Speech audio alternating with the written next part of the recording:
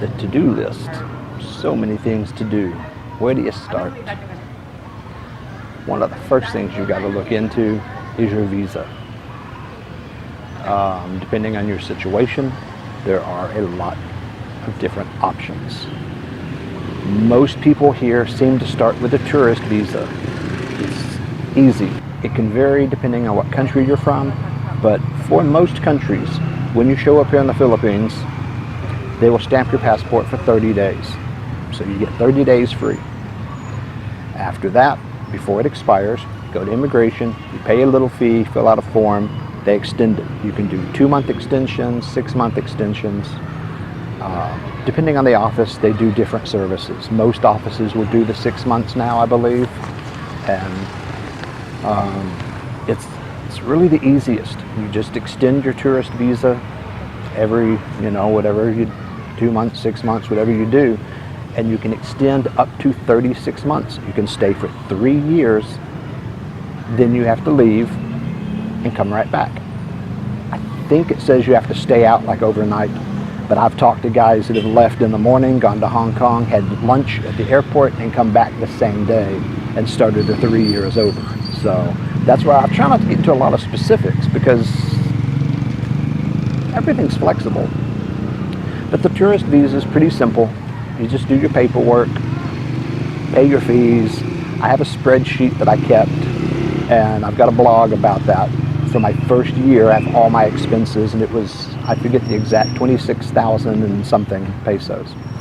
So, $500-600 a year, and you're covered. It's very easy, relatively cheap, and mostly painless. Speaking of pain, excuse me, there's an ant biting my foot. Ow! Hate when that happens. There is, through the Department of Tourism, it's not actually through immigration, there's a retirement visa called the SRRV, Special Retirement Something Visa. I don't remember exactly what it stands for. I was looking into doing that, almost did it, but depending on your age and your amount of pension, you have to put money up front, because you're buying a retirement visa.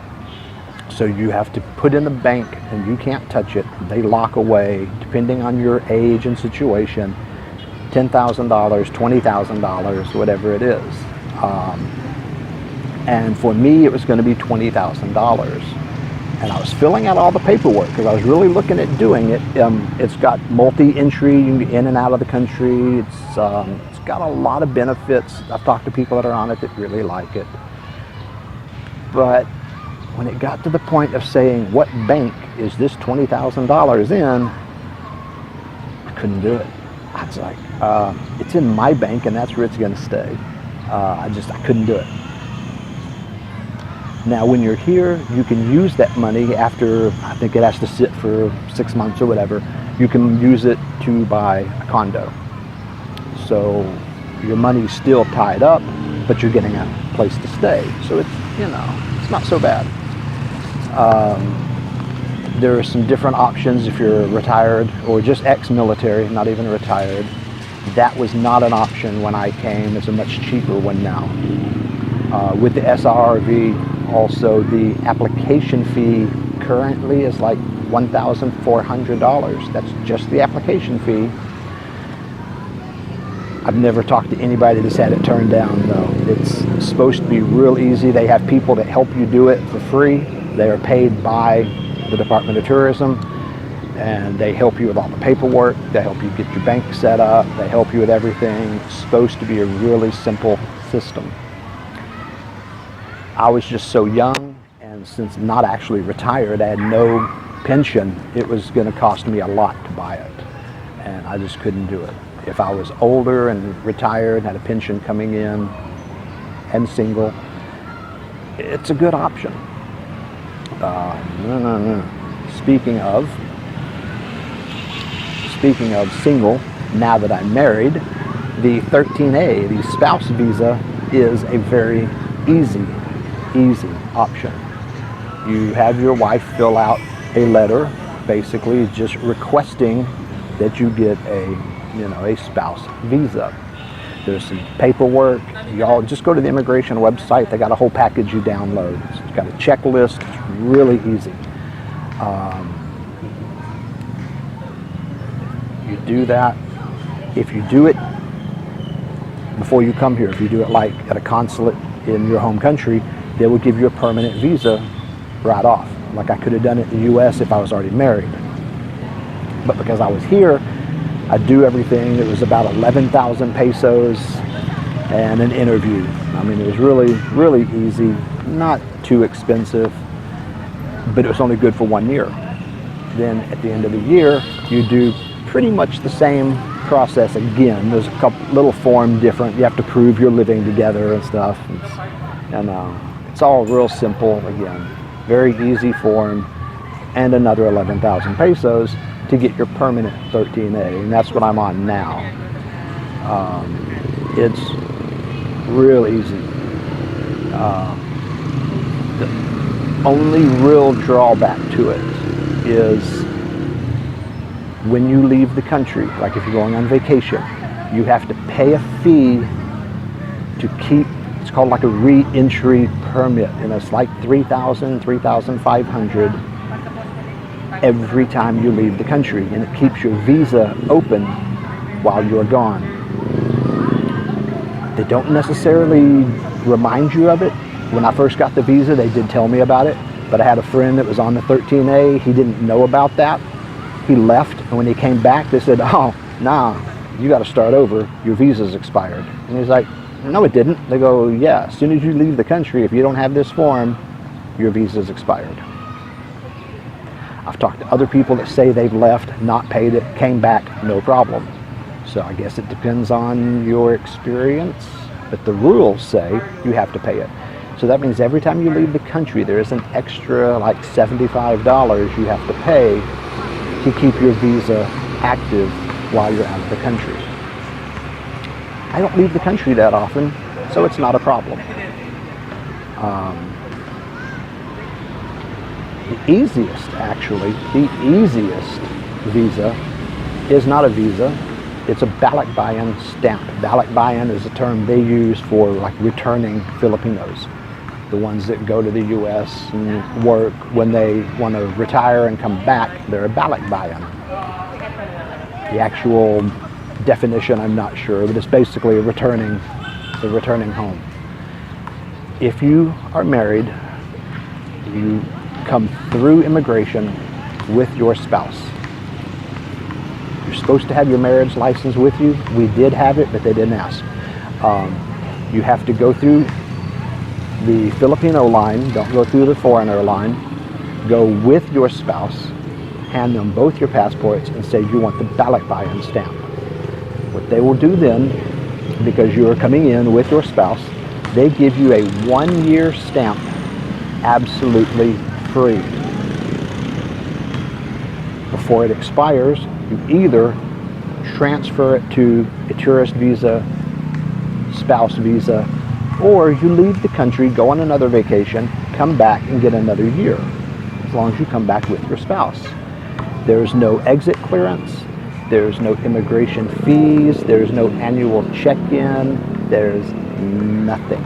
It is so easy. If you have the money to take a trip, I know guys who've been on it for years. They go Vietnam 1 year, Thailand, Hong Kong, Malaysia, Singapore, wherever they go take a vacation for take a long weekend. We went to Hong Kong for 4 days, came back, got a Balikbayan Stamp. 1 year absolutely free, no paperwork, no check-ins, no immigration, no nothing. The Balikbayan Stamp is a breeze. I just didn't, we're not going to do a vacation every year leaving the country. So the 13A for me was easy enough. It's cheap. When you're on the 13A, you have to do an annual report. You go in once a year. I just did mine, did a video about it last month, this month, but earlier this month, whatever. January, February is when you have to do it every year. You just have to go check in with them, tell them you're still here, and pay 310 pesos, which is, you know, $6. And that's the only fee for the whole year. So it's actually, the 13A is very easy. If you're married, the best options are 13A or Balikbayan, depending on if you want to travel each year. The tourist visa is easy. Single or married, you can use it. And if you're doing a 6-month extension, you only go in twice a year. It's, you know, like I said, it's about $500–600 a year. It's pretty simple. And if you're only going in twice a year, it's not that inconvenient. The only problem is if you leave the country, it is expired immediately. So I just talked to a guy who was asking about it. He just did a 6-month extension a week ago, and turns out they have to leave the country. Well, if he leaves the country, that whole 6-month visa is gone. When he comes back, he has to get a new one. So you need to plan ahead. You know, if it's a surprise, I'm leaving the country, you can be out some money. But how often does that happen? The SRRV, the Special Retirement Visa, that one is, from the guys I've talked to that are on it, it's more expensive to get it, but once you have it, it's really cheap. It's through the Department of Tourism, not through immigration, so they say it's just really easy. The system's real set up, you know, easily, and there's people to guide you through it. You have help getting bank accounts and all that. They said it's really, really nice. It is the most expensive, but it's supposed to be pretty easy. So most people, when they come over, just start on a tourist visa because it's the simplest. You get 30 days free when you show up. So you have to look at that, look at your situation, and decide which visa is right for you. Most of us end up on a couple. Like I said, I started out on the tourist, then I went to the Balikbayan, then I went back to the tourist, then I went to the 13A. You know, it's all easy. This is the easiest immigration. You go on time and you pay your fees. Don't be a jerk. Treat them nice, they treat you nice. It's really easy. Just pay your fees on time. You know. Enjoy your day in paradise.